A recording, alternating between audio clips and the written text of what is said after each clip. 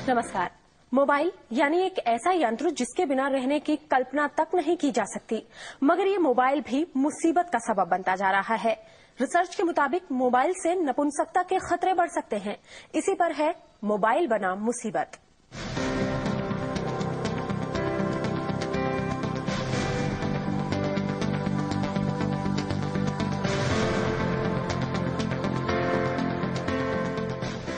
अगर आप मोबाइल को घंटों कानों पर लगाए बातचीत करते हैं तो सावधान हो जाइए, ये आपकी मर्दानगी के लिए खतरा पैदा कर सकता है। मोबाइल से निकलने वाली विकिरण आपकी प्रजनन क्षमता को कम कर सकती है। जवाहरलाल नेहरू यूनिवर्सिटी की ओर से किया गया एक अध्ययन खतरे की घंटी बजाने वाला है। रिसर्च की शुरुआत चूहों से की गई, जिन चूहों पर मोबाइल विकिरण का प्रयोग किया गया। कुछ समय बाद उनके स्पर्म काउंट कम हो गए। केंद्रीय स्वास्थ्य मंत्रालय ने युवाओं पर मोबाइल के इस नुकसानदेह पहलू को और गहराई से समझने का जिम्मा जेएनयू और एम्स को सौंपा। अगले कुछ सालों में इन संस्थाओं को अपनी जांच रिपोर्ट देनी है। ये अध्ययन स्वास्थ्य मंत्री रामदास की पहल पर हो रहा है। इस वक्त भारत में 25 करोड़ मोबाइल फोन उपभोक्ता हैं। 2010 तक ये आंकड़ा दोगुना हो जाएगा। ऐसे में मोबाइल फोन के दुष्प्रभावों की चपेट में ज्यादा लोगों के आने की संभावना है। इससे पहले भी कुछ संस्थाओं ने मोबाइल फोन से सेहत पर पड़ने वाले दुष्प्रभावों की रिपोर्ट दी। यानी ये पहली बार है जब मोबाइल से होने वाले खतरों के लिए सरकार ने किसी एजेंसी से रिसर्च करने को कहा है।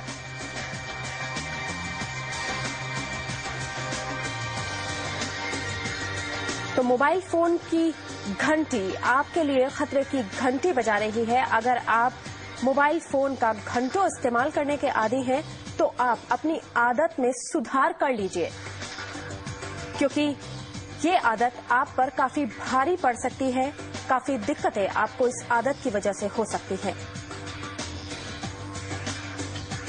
एक रिसर्च के मुताबिक नपुंसकता बढ़ सकती है, नपुंसकता आ सकती है मोबाइल फोन का ज्यादा इस्तेमाल करने से। चूहों पर एक रिसर्च की गई है जिससे ये पता चला है कि मोबाइल फोन से निकलने वाली विकिरण की वजह स्पर्म काउंट की संख्या कम हो जाती है, जिससे नपुंसकता का खतरा पैदा हो जाता है। मोबाइल फोन के इस्तेमाल से होने वाले नुकसानों की फेहरिस्त काफी लंबी है। रिसर्च से पता चला है कि इसके लगातार इस्तेमाल से दिल को काफी नुकसान पहुंच सकता है। साथ ही ये भी चेतावनी दी गई है कि मोबाइल फोन से नपुंसकता और ब्रेन ट्यूमर जैसी बीमारियां होने की आशंका भी बनी रहती है।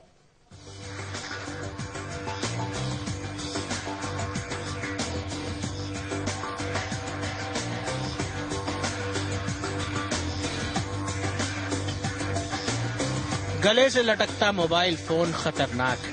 मोबाइल फोन का रेडिएशन दिल को खतरा पहुंचा सकता है। हार्ट अटैक भी हो सकता है। कमर से चिपका मोबाइल फोन भी खतरनाक है। रेडिएशन प्रजनन प्रणाली पर बुरा असर डालती है। नपुंसकता का खतरा भी हो सकता है। मोबाइल को कान से सटाकर बात करना तो और भी खतरनाक है। रेडिएशन सीधे दिमाग पर असर डालता है। ब्रेन ट्यूमर हो सकता है।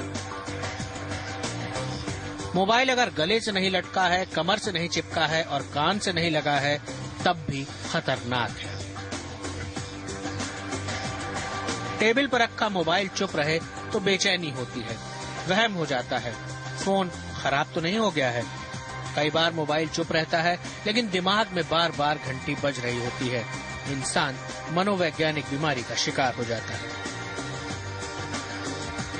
बेशक मोबाइल फोन ने भागदौड़ वाली जिंदगी को आसान बनाया है।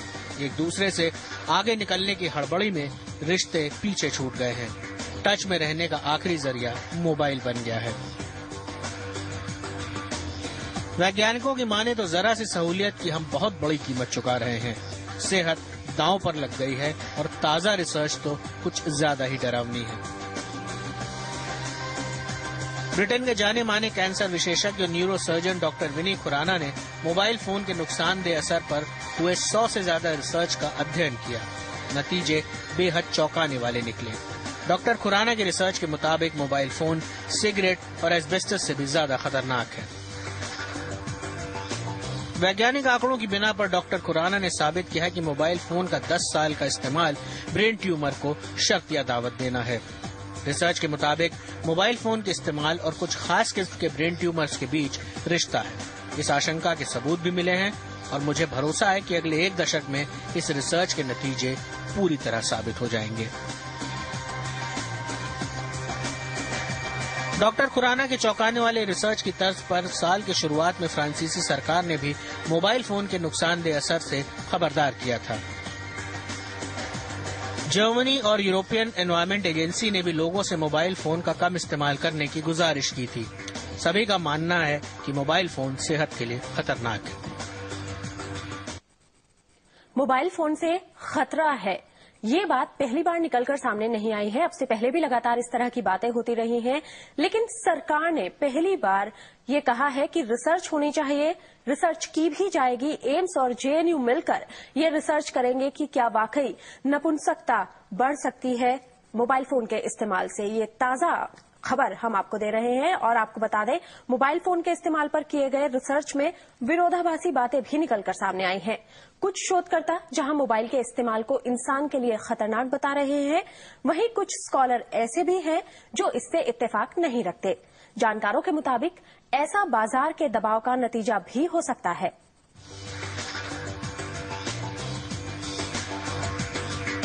मोबाइल फोन से कैंसर पर गफलत बनी हुई है। खतरा इस्तेमाल कम करके ही दूर हो सकता है। वैसे कुछ और कंज्यूमर प्रोडक्ट के बारे में गफलत दूर हो चुकी है। डिओड्रेंट, दांतों में भरवाए जाने वाले फिलर, ब्रेस्ट इम्प्लांट, खाने को मीठा करने वाले आर्टिफिशियल स्वीटनर के सिलसिले में अब तक न जाने कितने रिसर्च आ चुके हैं। कुछ इन चीजों से कैंसर का खतरा बढ़ने का दावा कर चुके हैं। कुछ ऐसे भी रिसर्च हैं जो इनसे कोई खतरा नहीं बताते। सच क्या है कोई नहीं जानता। किस रिपोर्ट के पीछे बाजार का कुचक्र है, किसके पीछे खालिस वैज्ञानिक शोध, ये पता करना बेहद मुश्किल है। जाहिर है जो लोग इन चीजों का इस्तेमाल करते हैं उनके दिल में डर भी बैठा रहता है। इसी डर को दूर करने के लिए फरवरी में ऑस्ट्रेलिया की न्यू साउथ वेल्स यूनिवर्सिटी ने एक रिस्क रिपोर्ट जारी की। ये रिपोर्ट तमाम चीजों पर अब तक आई सही गलत रिसर्चों की वैज्ञानिक एनालिसिस करके तैयार की गई। रिपोर्ट में कॉफी, डिओड्रेंट, दांतों के filler, breast implant, artificial sweetener जैसे तमाम प्रोडक्ट में कैंसर से खतरा नहीं के बराबर बताया गया। दरअसल ये रिपोर्ट थी ही लोगों के दिमाग में गफलत दूर करने के लिए।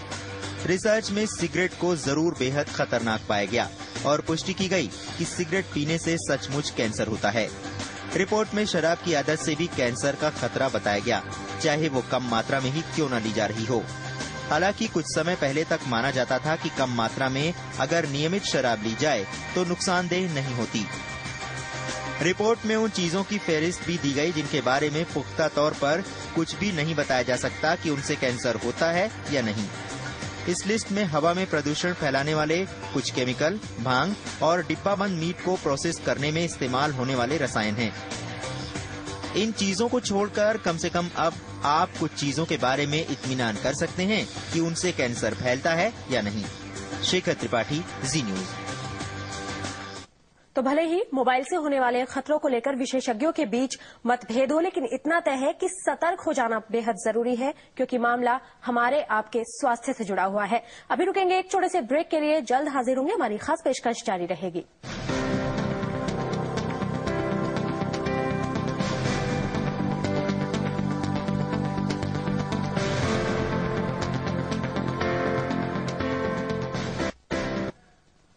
तो हम लगातार आपको बता रहे हैं, अगर आप मोबाइल को घंटों कानों पर लगाए बातचीत करते हैं तो सावधान हो जाइए, क्योंकि ये आपकी मर्दानगी के लिए खतरा पैदा कर सकता है। मोबाइल से निकलने वाली रेडिएशंस आपकी प्रजनन क्षमता को कम कर सकती हैं। जवाहरलाल नेहरू यूनिवर्सिटी की ओर से किया गया एक अध्ययन खतरे की घंटी बजाने वाला है। रिसर्च की शुरुआत चूहों से की गई, जिन चूहों पर मोबाइल रेडिएशंस का प्रयोग किया गया, कुछ समय बाद उनके स्पर्म काउंट कम हो गए। केंद्रीय स्वास्थ्य मंत्रालय ने युवाओं पर मोबाइल के इस नुकसानदेह पहलू को और गहराई से समझने का जिम्मा जेएनयू और एम्स को सौंपा। अगले कुछ साल में इन संस्थाओं को अपनी जांच रिपोर्ट देनी है। ये अध्ययन स्वास्थ्य मंत्री रामदास की पहल पर हो रहा है। इस वक्त भारत में 25 करोड़ मोबाइल फोन उपभोक्ता हैं और 2010 तक ये आंकड़ा 2 गुना हो जाएगा। ऐसे में मोबाइल फोन के दुष्प्रभावों की चपेट में ज्यादा लोगों के आने की संभावना है। हालांकि इससे पहले भी कुछ संस्थाओं ने मोबाइल फोन से सेहत पर पड़ने वाले दुष्प्रभावों की रिपोर्ट दी, लेकिन ये पहली बार है जब मोबाइल से होने वाले खतरों के लिए सरकार ने किसी एजेंसी से रिसर्च करने को कहा है। तो मोबाइल से नपुंसकता का खतरा बढ़ सकता है, ये एक ताजा रिसर्च के बाद बात सामने आई है। हालांकि सिर्फ एक यही परेशानी नहीं है जो आपको हो सकती है मोबाइल फोन के इस्तेमाल से। जानकार मोबाइल से होने वाली बीमारियों की लंबी फहरिस्त गिनाते हैं। इसमें ब्रेन ट्यूमर का नाम सबसे ऊपर है। लेकिन क्या वाकई मोबाइल के इस्तेमाल से ब्रेन ट्यूमर हो सकता है? इसे लेकर अभी तक कोई गंभीर अध्ययन नहीं किया गया है। मोबाइल कहें या फिर सेलुलर फोन, तेज रफ्तार जिंदगी की ये सबसे बड़ी जरूरत मुख्य रूप से रेडियो फ्रीक्वेंसी तरंगों पर आधारित है, जिसे इलेक्ट्रोमैग्नेटिक फील्ड भी कहा जाता है। Mobile phone network radio base station के जरिए कंट्रोल किया जाता है। मोबाइल में रेडियो बेस स्टेशन का काम होता है रेडियो फ्रीक्वेंसी को रिसीव करके आगे मोबाइल नेटवर्क को भेज देना। मोबाइल फोन मुख्य रूप से सूचना भेजता और प्राप्त करता है, और ये काम होता है रेडियो फ्रीक्वेंसी के मार्फत। जब आप मोबाइल फोन पर कोई नंबर डायल करते हैं तो आपके मोबाइल से एक खास रेडियो फ्रीक्वेंसी नजदीक के बेस स्टेशन तक जाती है। एक बार जब सिग्नल बेस स्टेशन को पहुंच जाता है तो उसे टेलीफोन केबल या रेडियो फ्रीक्वेंसी के जरिए मुख्य टेलीफोन नेटवर्क तक भेजा जाता है, और फिर उस आवाज या मैसेज को थोड़ी कम फ्रीक्वेंसी पर आपके मनचाहे मोबाइल फोन तक। जिस टेलीफोन नेटवर्क का कवरेज एरिया जितना ज्यादा होता है, उसकी पहुंच भी ज्यादा दूर तक होती है। मोबाइल फोन पर डायल नंबर की रेडियो फ्रीक्वेंसी बेस स्टेशन से मुख्य नेटवर्क और फिर वहां से डायल नंबर तक पहुंचने के बाद बजती है मोबाइल की घंटी, और जब बातचीत शुरू होती है तो आपकी आवाज सबसे पहले इलेक्ट्रोमैग्नेटिक तरंगों में तब्दील हो जाती है, जिसे मोबाइल फोन बेस स्टेशन तक ट्रांसमिट करता है।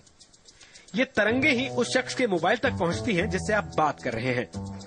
अपनी मंजिल के मोबाइल फोन तक पहुंचने के बाद जब अगला मोबाइल फोन इन तरंगों को रिसीव करता है तो फिर से ये तरंगे आवाज में तब्दील हो जाती हैं। अभी एक छोटे से ब्रेक के लिए रुक रहे हैं। ब्रेक के बाद आपको बताएंगे इन रिसर्च पर क्या कहना है मोबाइल ऑपरेटर्स का।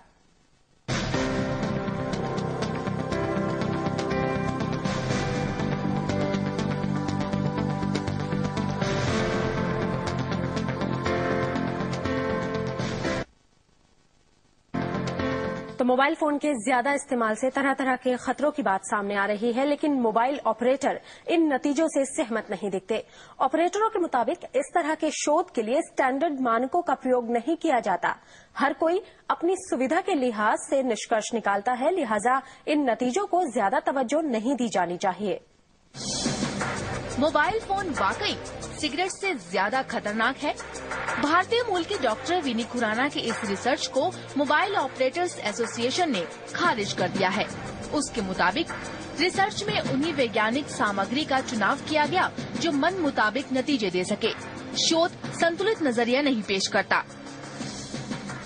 तकरीबन ऐसी ही वैज्ञानिक सामग्री के विश्लेषण से WHO और कई स्वतंत्र वैज्ञानिकों ने उल्टे नतीजे निकाले हैं। जाहिर है डॉक्टर खुराना के रिसर्च पर मोबाइल ऑपरेटर्स ने इसलिए बयान दिया क्योंकि उन्हें मोबाइल की बिक्री कम होने का खतरा सताने लगा है। जब भी मोबाइल फोन के खिलाफ रिसर्च आता है तो ऑपरेटर्स ऐसा ही करते हैं, लेकिन कई कंपनियां ऐसी भी हैं जिनकी बाँछें खिल जाती हैं।